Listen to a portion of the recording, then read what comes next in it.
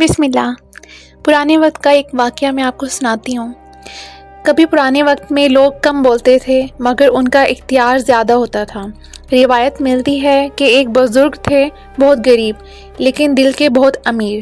ایک دن کسی نے ان سے پوچھا، آپ کے پاس نہ مال ہے نہ دولت، پھر بھی اتنی سکون والی زندگی کا راز کیا ہے؟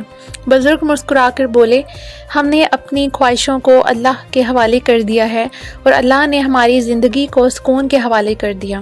وہ کہتے تھے، جب دل اللہ سے جڑ جاتا ہے تو دنیا کا بوجھ ہلکا ہو جاتا ہے۔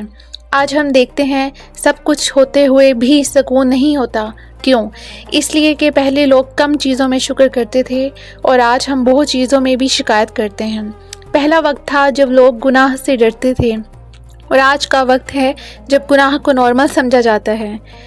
یہ واقعہ ہمیں یہ سکھاتا ہے، سکون چیزوں سے نہیں، سکون رب سے ملتا ہے۔ اگر ہم اپنی زندگی میں اللہ کو پہلا مقام دے دیں تو زندگی خود سیدھی ہو جاتی ہے۔ آخری بات، پرانے لوگ کم بول کر بھی بہت کچھ کہہ جاتے تھے اور ہم آج بہت بول کر بھی خود کو سمجھا نہیں پاتے۔ اللہ ہم سب کو حقیقی سکون عطا فرمائے، آمین۔